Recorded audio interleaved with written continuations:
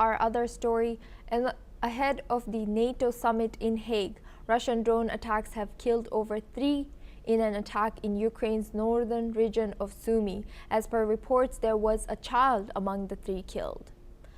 There are also reports of at least 3 people wounded in the attack too. The fresh attacks in Sumy come a day after Ukraine said Russia carried out dozens of drone and missile strikes on its territory, killing 10 people in the capital, Kyiv.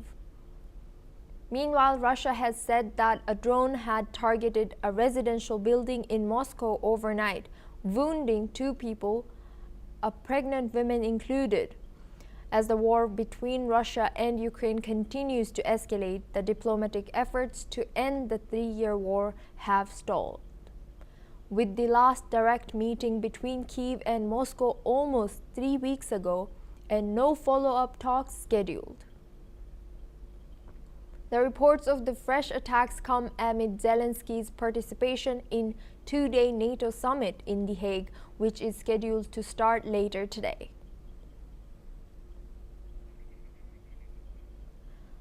Now we have Dr. Gilbert Doctorow joining us live for this news. He's Russian affairs expert joining us live from Brussels. Thank you, Mr. Doctorow, for joining us today.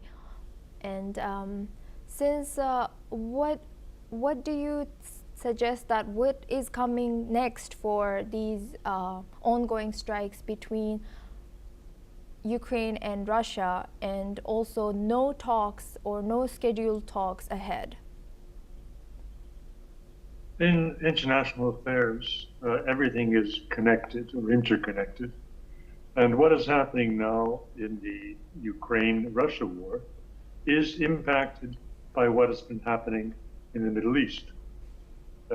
We know that Russia has profited by the distraction for the United States of this higher priority conflict in the Middle East, and it has withdrawn a large part of its anti-aircraft systems, and it has stopped the flow of military materiel to Kiev. That is what people talk about. What they don't talk about is the new aggressiveness in the Russian attacks on Ukraine. The attacks in the past week on Kiev in particular were far more devastating and caused many more casualties than any prior Russian attacks. So it is with Sumy.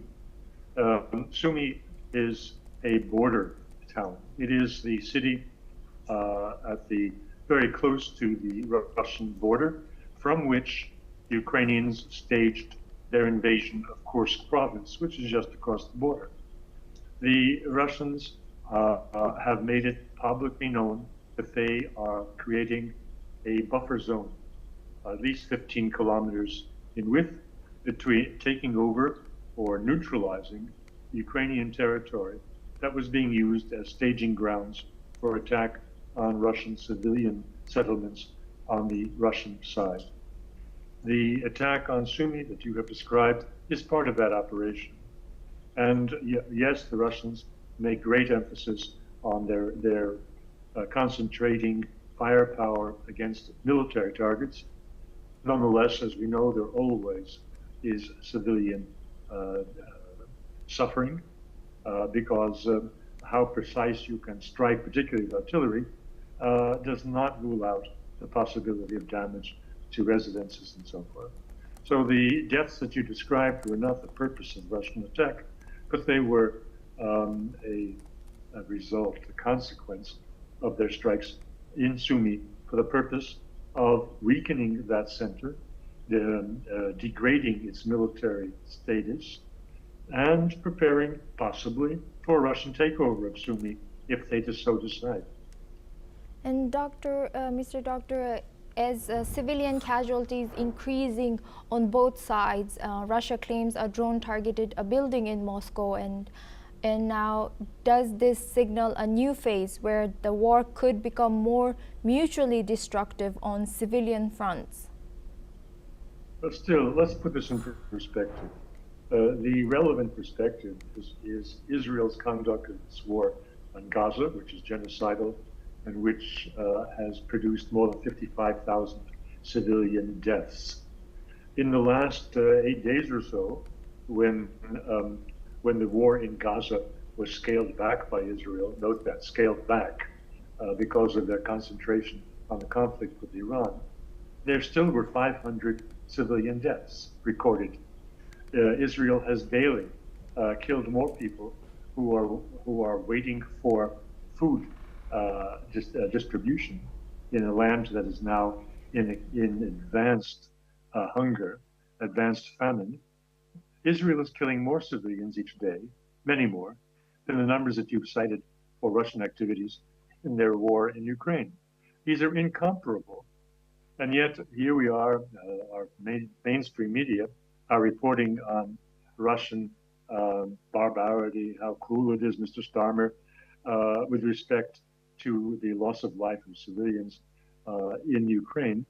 And they are relatively quiet, if not absolutely silent, about the many times greater destruction of civilian infrastructure and civilian lives going on in Gaza, the West Bank, and in the recent strikes of Israel in Iran.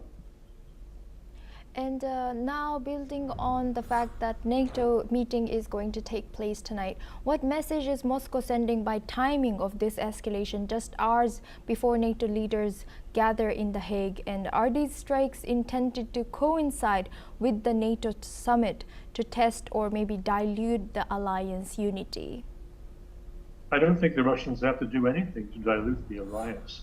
The alliance is collapsing in front of our eyes.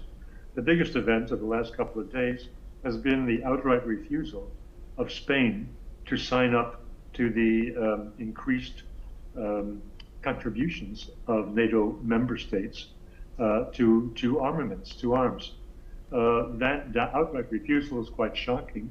It's also backed up by other developments showing the loss of authority of NATO. The Japanese are not coming to it. The idea of an Asian extension of NATO was just delivered a heavy blow by the Japanese refusal to attend. So NATO has its own problems, its inconsistencies, and I would say the utter nonsense of Mr. Rutte's speech yesterday in preparation for this meeting, in which he was calling upon the countries of NATO to contribute to a vast improvement in their air defenses, making Europe safe from attack, particularly from that nasty neighbor to the east, Russia, which is the greatest threat to security, according to Mr. Rutte.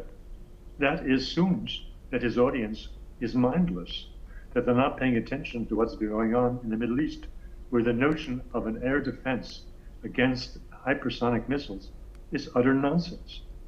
Europe, like Mr. Trump with his Golden Dome, is being asked to put up enormous amounts of money for a military strategy that is hopeless in providing any security. Therefore, NATO's problems are NATO's own problems.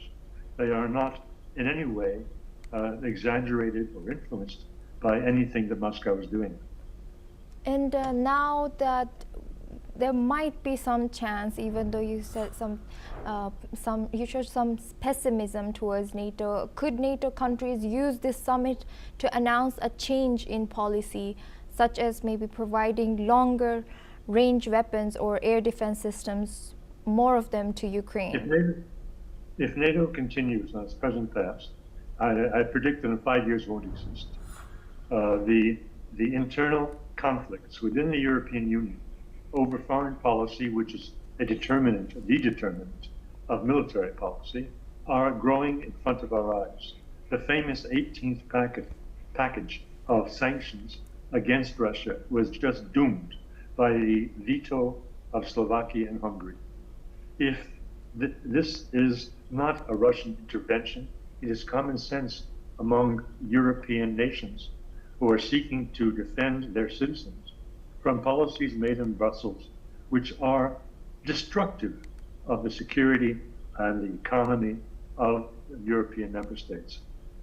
Thank you very much, Gilbert Doctorow, for joining us today and sharing your expertise as Russian affairs